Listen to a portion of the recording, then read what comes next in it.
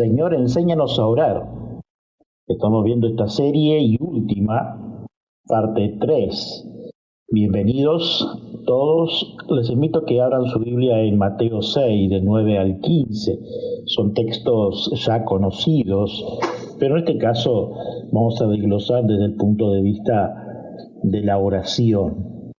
Señor, enséñanos a orar. Mateo 6, del 9 al 15. Vosotros pues oráis así: Padre nuestro que estás en los cielos, santificado sea tu nombre. Venga tu reino, hágase tu voluntad, como en el cielo, así también en la tierra. El pan nuestro de cada día, dánoslo hoy, y perdónanos nuestras deudas, como también nosotros perdonamos a nuestros deudores. Y no nos metas en tentación, mas líbranos del mal, porque tuyo es el reino, y el poder y la gloria por todos los siglos. Amén. Porque si perdonáis a los hombres sus ofensas, os perdonará también vuestro Padre Celestial. Mas si no perdonáis a los hombres sus ofensas, tampoco vuestro Padre os perdonará vuestras ofensas. Ahora les invito a leer Mateo 7, un capítulo más, capítulo 7, versos 7 al 11.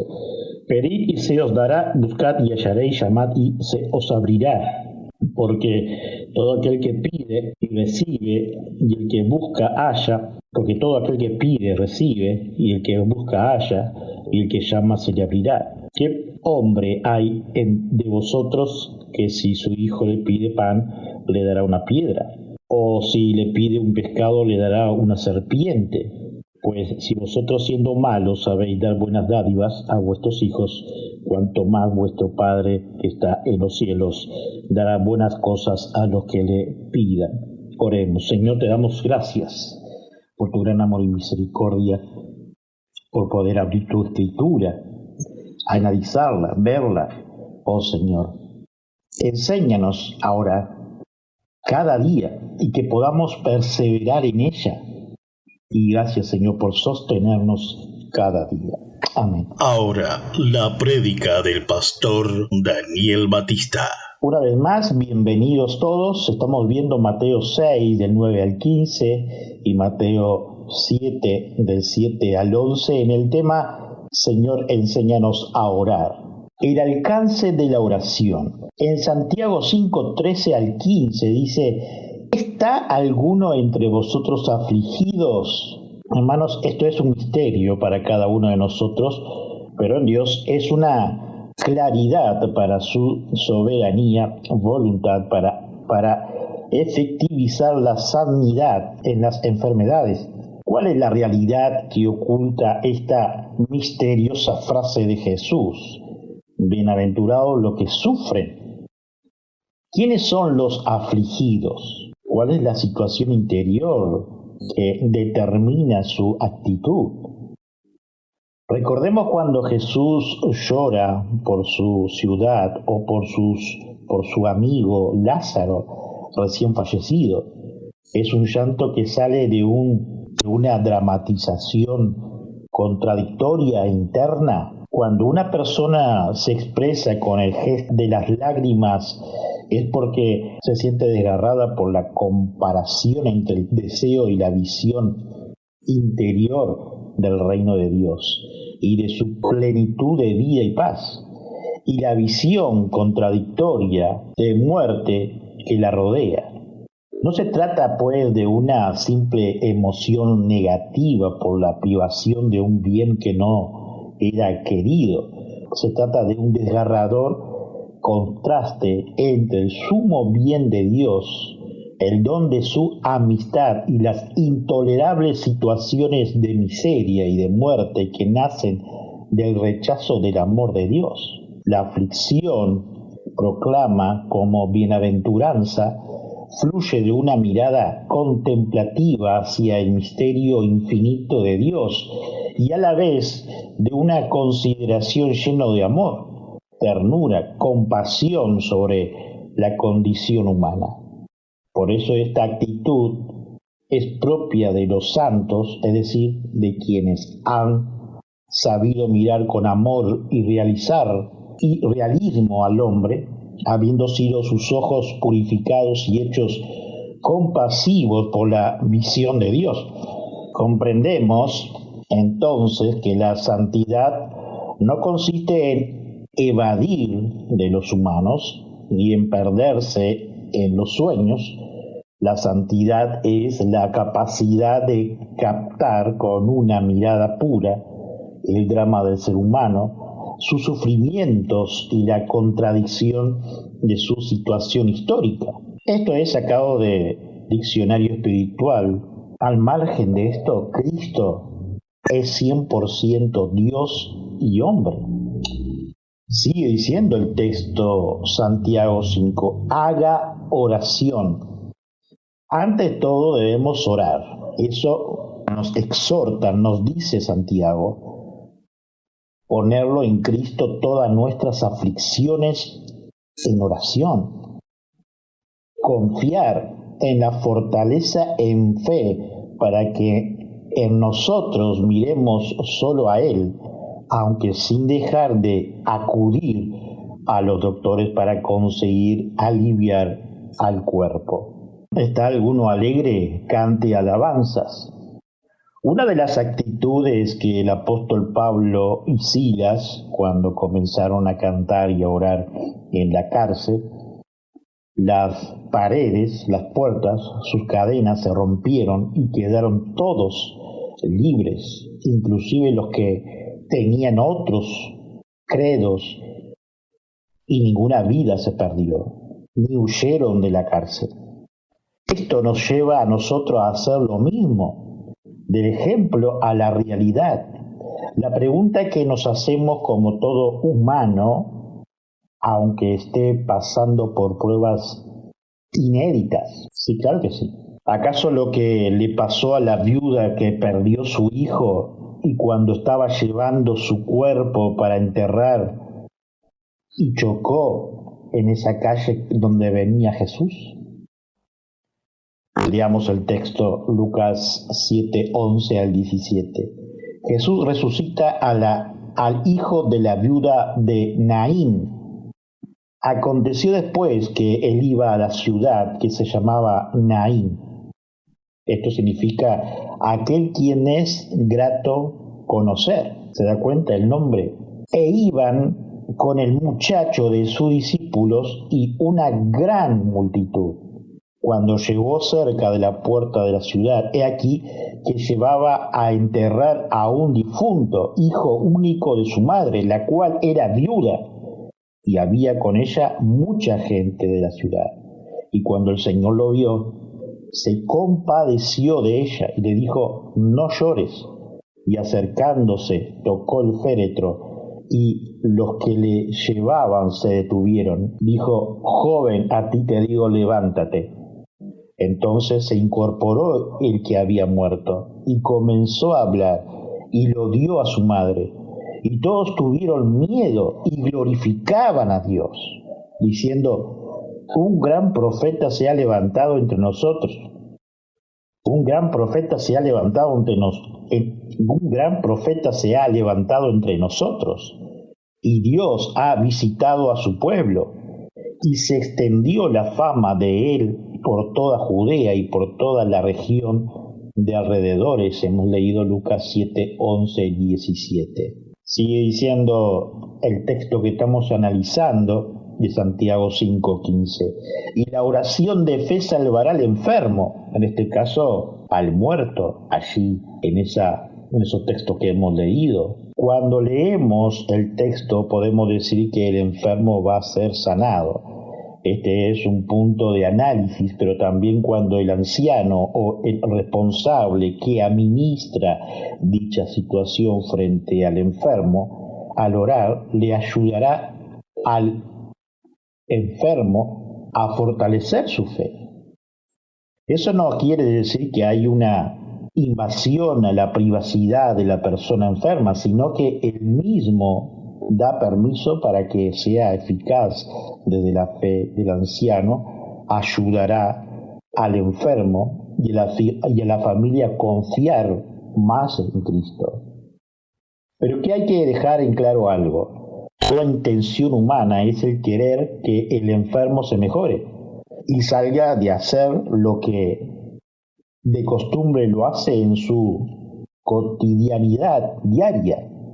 Pero también por eso dice, y la oración de fe salvará al enfermo, porque si muere, éste no solo morirá su cuerpo, pero su alma vivirá eternamente con Cristo. Este es uno de los puntos de muchas veces no quiere saber ni pensar la familia del enfermo, y es comprensible desde nuestra naturaleza. Pero Cristo es quien tiene la soberanía y la voluntad en la actuación en el enfermo, como en cada uno de sus fieles y futuros. Sigue diciendo el texto de Santiago 5:15, y el Señor lo levantará. Aclaremos nuevamente, porque muchas personas nos dirán, sí, porque el texto dice, y lo levantará. Claro que sí, lo levantará. Lo hará en la vida terrenal o vida eternal. Eso vale para las dos. De más es decir que el restante del texto se hace factible y si hubiere cometido pecado le será perdonados. En estos textos nos da un aire de que hay tiempo para cada cosa, de afligirnos, de orar, de cantar. Pareciera que nos quiere hacer recordar Eclesiastés que nos habla de cada cosa tiene su tiempo. Una vez más utilizaremos el texto que hemos analizado y leído. Inoportunidad de la oración. Santiago 5:14 leemos nuevamente, ¿está alguno enfermo entre vosotros? Llame a los ancianos de la iglesia y ore por él, ungiéndole con aceite en el nombre del Señor.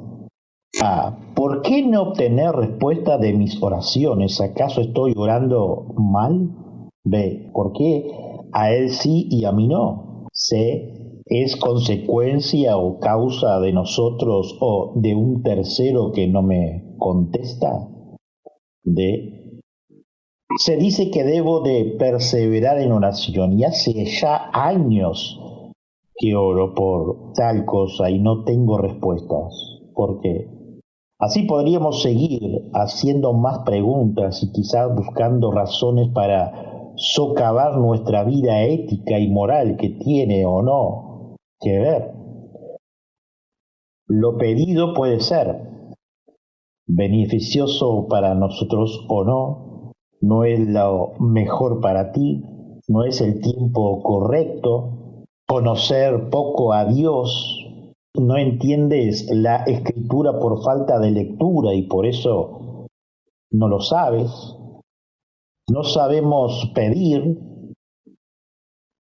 No está en la voluntad de Dios, pero sí dentro de su lista. Otro punto. Tipo de oración. Más allá que en este estudio lo separamos para analizarlo, en la realidad podemos efectivizarlo en una acción solo, a oración eficaz. La oración eficaz fortalece nuestra fe, nuestra vida personal, donde transforma la percepción de las personas que nos ven y cambia el mundo. Y esto es el alrededor de nuestras vidas. De oración y obediencia. Allí en Salmo 32:6 dice, por esto orará a ti todo santo en el tiempo en que pueda ser hallado. Ciertamente la inundación de muchas aguas no llegarán estas a él. Se identifica con nuestra intimidad con Cristo en la oración y en la obediencia a sus mandatos, sin murmuración, como lo hacen la población hebrea en tiempo del patriarca Moisés, donde cada persona se quejaba del maná y el agua, o porque en Egipto tenían mucho más comida, y así no era, estaban soñando, despiertos. Hoy hay muchos en las congregaciones, no se retiran de la misma, pero se queda murmurando de los líderes y de Dios. La obediencia a los mandatos de Dios es el avance y el progreso para una oración eficaz y perseverante. Primero, decidir confiar solamente a Él. Son decisiones que uno toma. Segundo, decidir confiar solamente en Cristo y en nadie más. Ni en la billetera, ni nada por el estilo. Tercero, meditar sistemáticamente en las Escrituras. Cuarto, dispuestos a emprender el camino aunque la senda no sea clara. Aprender por medio de los conflictos personales y grupal en solucionar por medio del Espíritu Santo. Sexto, dejar las consecuencias en las manos de nuestro Creador. Séptimo, aceptar la disciplina divina cuando desobedecemos. Octavo, descansando en la obediencia en Cristo, el resultado es la bendición. Punto C, oración y fe. Mateo 21-22 nos dice, y todo lo que pidierais en oración creyendo, lo recibiréis. Una de las precisiones en la oración es orar en el nombre de Cristo, del único Hijo de Dios, nuestro Padre. Si tienes fe y no dudáis, muchas de las oraciones, porque ahí mismo nos dice el Señor, creyendo están en las dudas. Mayer nos dice en su comentario, solo podemos creer en una cosa cuando estamos en tal unión con Dios que su pensamiento y propósito pueden fluir libremente en nosotros, sugiriendo por lo que debemos orar y llevándonos a ese punto en el que hay una entre nosotros y la mente divina. La fe es siempre el producto de un marco con dice Mayer en su comentario. Y esta es la confianza que tenemos en Él, que si pedimos alguna cosa conforme a su voluntad, Él nos oye, dice 1 Juan 5:14. Al creer en Cristo, en lo que hemos dicho como oración en fe, se complace en depositar toda nuestra esperanza en Él. Llegaremos a una integridad como cada miles de hermanos en el mundo lo hacen, y confiamos en su voluntad y soberanía. Actuará a nuestros beneficios en su querer y no en el nuestro propio de ganancias deshonestas, pecaminosas, para mirar no lo que vemos materialmente, sino rumbo a la vida eterna que en Él nos ofrece gratuitamente. D. Oración y perseverancia. En Colosenses 4:2-4 nos dice, perseverad en oración, velando en ella con acción de gracia, orando también al mismo tiempo por nosotros, para que el Señor nos abra puertas para la palabra, a fin de dar a conocer el misterio de Cristo, por el cual también estoy preso, para que lo manifieste como debo de hablar. Dice Spurgeon, las puertas del cielo no deben ser azotadas por una arma, sino por muchas. Cristiano, no ahorres flechas. Observa y mira que ninguna de las armas en la armería está oxidadas.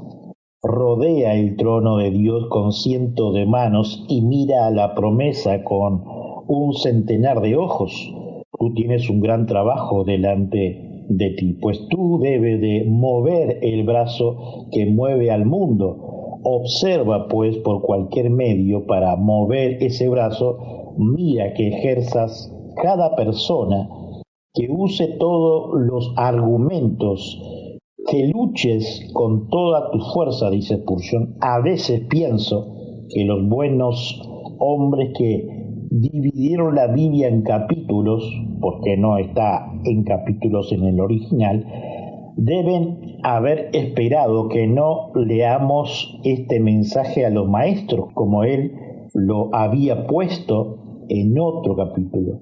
Pero nunca me gusta leer sobre los sirvientes sin leer también sobre los amos. Hay 6 para uno y medio, docenas para el otro, y como es habitual en la escritura, hay deberes equilibrados. Si hay una exhortación para los niños, generalmente hay una para los padres cercanos. Si hay alguna palabra para las esposas, también hay una para los esposos. Entonces leamos ese versículo. Amos, dad a vuestro siervo lo justo y equitativo, dice Spurgeon en su comentario. Punto E. Oración y ayuno. En Mateo 6, 16 al 18, cuando ayunéis, no seáis austeros como los hipócritas, porque ellos demudan su rostro para mostrar a los hombres que ayunan. De cierto os digo que ya tienen su recompensa, pero tú cuando ayunes, unge tu cabeza y lava tu rostro, para no mostrar a los hombres que ayunáis, sino a tu Padre que está en secreto, y tu Padre que ve en lo secreto, te recompensará en público. Los tontos los elogian, dice Spurgeon, piensan mucho en ellos, se enorgullecen de ellos y se creen los mejores hombres, tienen sus recompensas. Sin embargo, he escuchado a personas hablar de ciertos eclesiásticos demacrados como hombres maravillosamente santos. ¿Cómo debe haber ayunado? ¿Lo parece? ¿Puede verlo en su cara?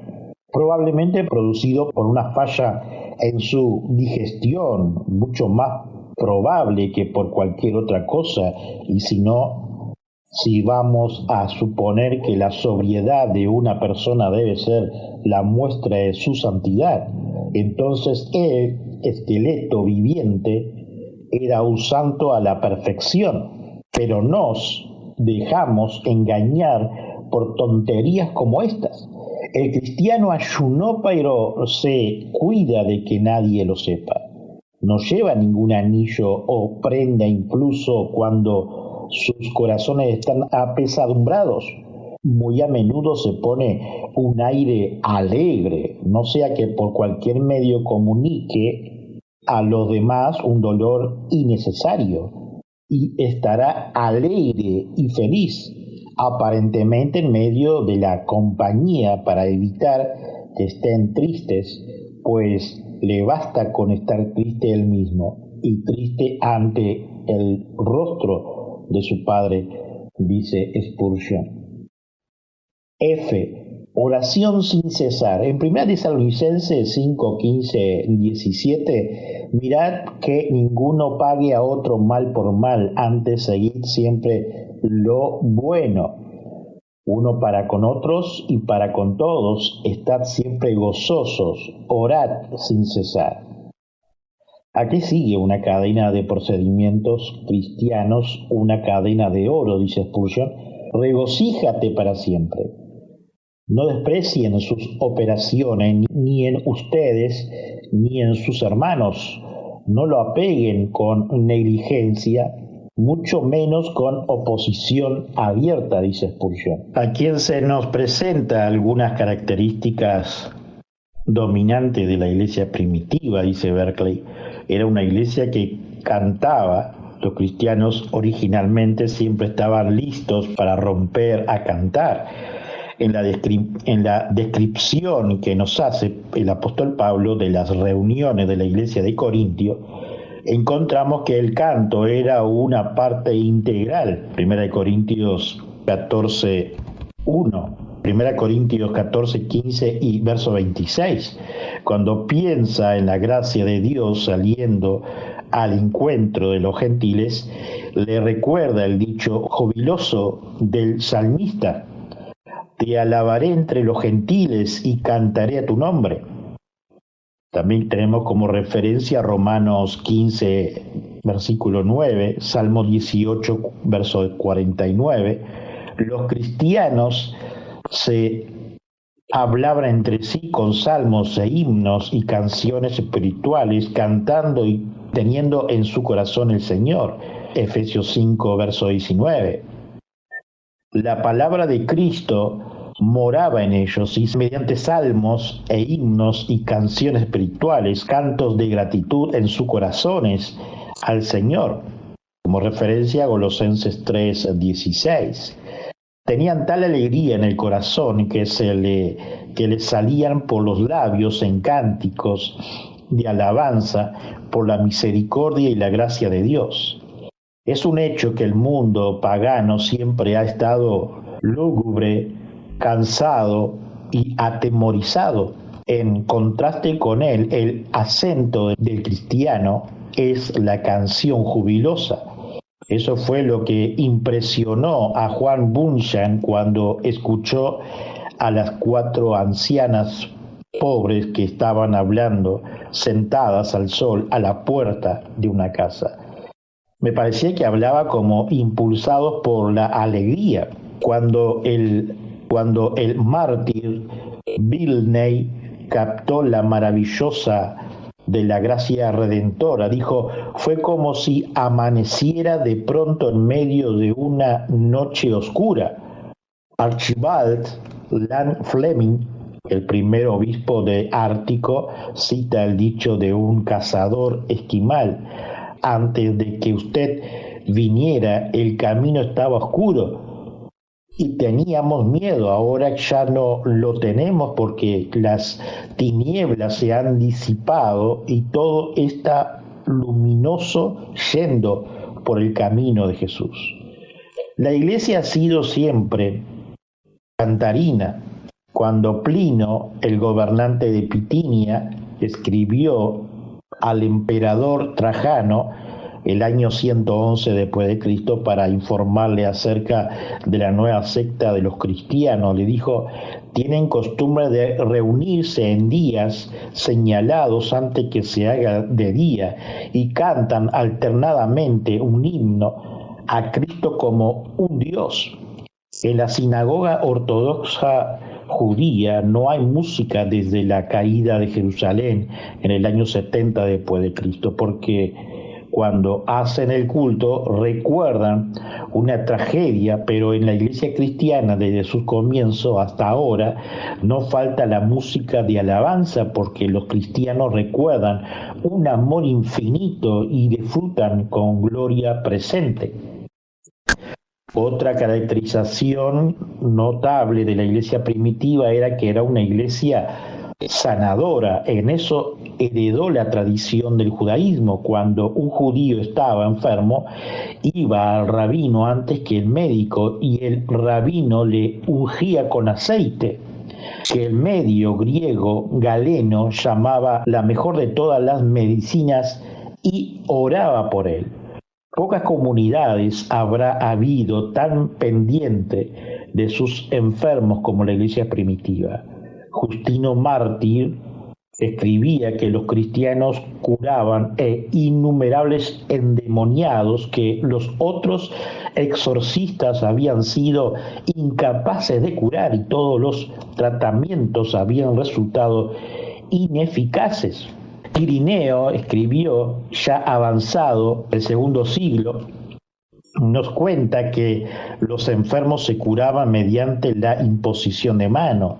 Tertuliano, que escribe a mediados del siglo III, dice que nadie menos que el emperador romano Alejandro Severo fue sanado mediante la unción que le administró un cristiano que se llamaba Torpacio, y que por gratitud a este le tuvo de huésped en el palacio hasta el día de su muerte. Uno de los primeros libros de orden eclesiástico es el de los cánones de Hipólito, que data de finales del siglo II o principio del siglo III.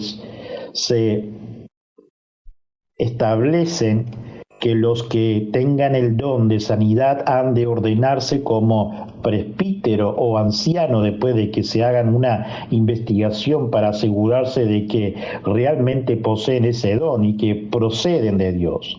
El mismo libro contiene una oración noble que se usaba en la congregación de los obispos locales, parte de la cual decía: concédele, oh Señor, el poder para romper todas las cadenas del poder del mal, de los demonios, para sanar a todos los enfermos y para someter rápidamente a Satanás bajo sus pies. Así decía el libro nombrado.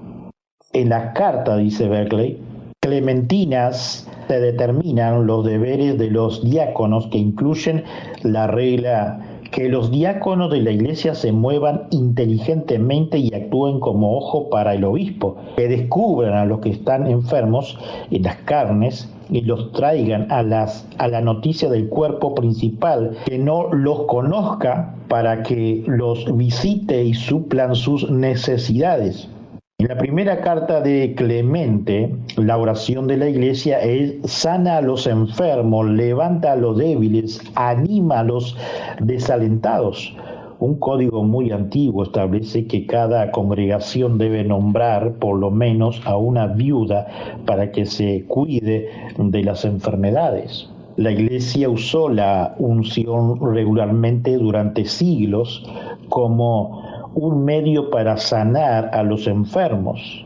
De hecho, es importante notar que el sacramento de la unción se aplicaba siempre en los primeros siglos para efectuar la curación, no como una preparación para la muerte como se practica ahora en la Iglesia Católica Romana. Fue en el siglo 852 después de Cristo cuando este sacramento se convirtió en el de la extremaunción o viático, que tiene por objeto preparar al paciente para la muerte. La Iglesia se ha cuidado siempre de sus enfermos y siempre ha tenido el don de sanidad. El evangelio social no es un apéndice del cristianismo, sino parte integrante de la fe y práctica cristiana, dice Berkeley en su comentario. Oremos. Señor, ante todo te pedimos perdón por todas nuestras acciones, pensamientos, faltas y pecados de esta semana. Llénanos de tu amor, de tu misericordia, moldéanos en tu sabiduría cada día. Ahora te ponemos ante tu presencia, ante tu altar, nuestras pruebas, luchas, situaciones. Confiamos cada día en tu fidelidad. Gracias de antemano te damos, Señor, ya que no somos merecedores de nada. Por nuestros hermanos que están en esta sala virtual, que tenemos algunas peticiones como enfermedades o cualquier problema, por ellos clamamos y sabemos que dentro de tu misericordia y voluntad obrarás.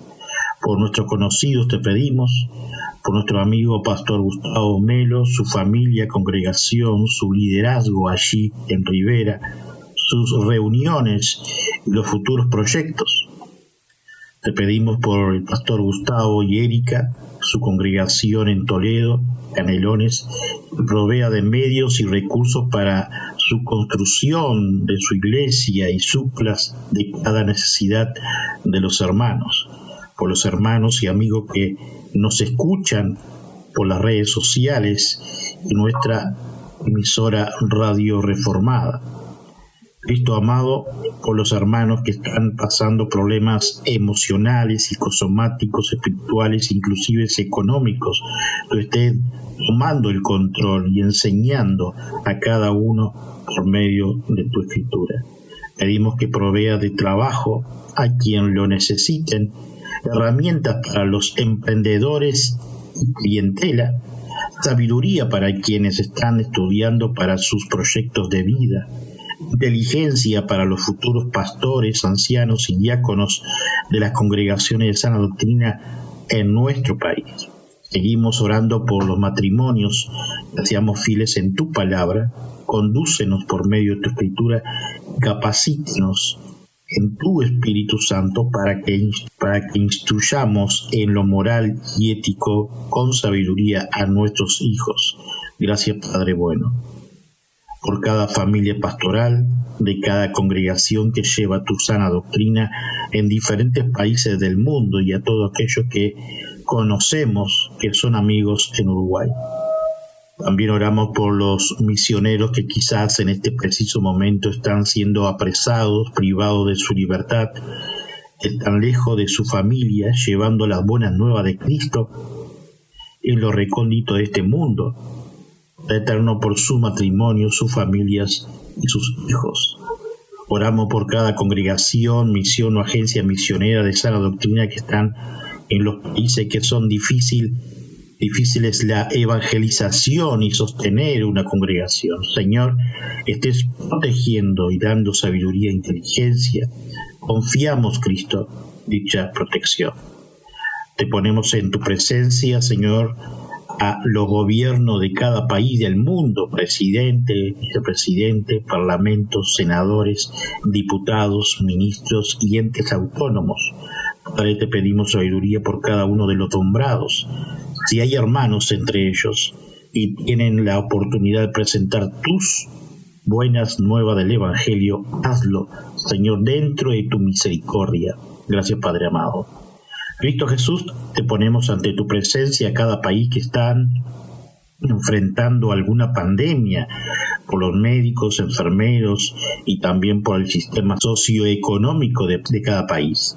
También por los diferentes emigrantes de lugares de la tierra. Tú estés obrando y supliendo las necesidades a las congregaciones que auxilian a las familias emigrantes. Padre, te pedimos por los habitantes y los cristianos que hay guerras y los países circundantes, resguárdalos con tu gracia. Tu palabra habla y dice, nación contra nación. Ya nos advertiste, aunque clamamos por tu misericordia y beneplácito. Señor amado, gracias. Pedimos, Padre amado, por los países que están padeciendo sequías en todo su territorio, con problemas hídricos como lo hay en África y otros países que hace decenas de años que lo padecen. Si está dentro de tu voluntad, manda lluvia.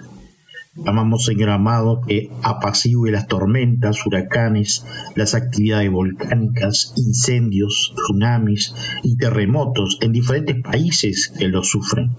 Oramos por los países del mundo que padecen hambruna. Pedimos tu compasión, Padre bueno, que suplas a las congregaciones. Gracias, Señor. Esto pedimos por los países que sufren guerrillas, guerras o ideologías y donde persiguen a nuestros hermanos de la fe, y que está tu iglesia proclamando. Muchas de ellas se reúnen bajo tierra, en lugares desérticos, cuevas y en secreto. Señor, que tú estés cubriendo con tu amor y misericordia, auxiliando a las congregaciones de recursos para las viudas, a los huérfanos y a las familias en la miseria, sin hogar y falta de todo. Señor, clamamos para que tú suplas. Sabemos que obrarás a favor. Pedimos por las editoriales Sociedad Bíblica Trinitaria que están adecuando las escrituras a diferentes idiomas y etnias en el mundo. Proveas de recursos económicos y capacites a los misioneros voluntarios para traducir la escritura al lenguaje étnico para este fin. Gracias, Señor amado. Padre, te pedimos también por nuestra congregación, Iglesia Reformada del Uruguay. Clamamos por tu favor, Señor, por todas nuestras necesidades, por los estudios bíblicos de los viernes y las demás actividades que se realizarán por el MED en el futuro. Provea de medios económicos y que obres dentro de tu voluntad, soberanía y misericordia para solventar en los recursos varios. Primero, arreglar nuestro lugar físico, cubriendo todos los gastos. Segundo, la evangelización en puntos estratégicos de Montevideo y hacer misiones en nuestro interior profundo en el futuro. Tercero, abre puertas, accionar con calidad tu palabra, todo dentro de tu gracia, voluntad y soberanía. Resguárdanos y danos sabiduría e inteligencia con mi esposa para llegar con tus buenas nuevas a tus escogidos. Bendice a los actuales y futuros miembros y todos aquellos que nos oyen por nuestra Radio Reformada Uruguay. Concluimos, Padre, agradeciéndote por todas aquellas pruebas y que por tu misericordia nos sostienes como viendo al invisible, así nos dice el apóstol Pablo. Te damos gracias por tu palabra dictada, donde podemos estudiar, meditar y conocer más de ti, por la vida, por el trabajo, por la salud física y espiritual, por nuestros matrimonios, nuestros hijos, nietos, sobrinos, por nuestros amigos. Gracias por la congregación que pertenecemos y bendigas a cada líder, hermanos y amigos. A ti sea toda la gloria y la honra. Gracias, Señor amado. Gracias. Amén. Una vez más hemos llegado al final de un nuevo programa. Visítanos en iglesiareformadaui.com. Para más información, info@iglesiareformadaui.com o solo mensaje de texto por WhatsApp 0598 9359 4843. Que hoy no sea un día más, sino un día de victoria en Cristo Jesús. Su servidor y amigo Pastor Daniel Batista.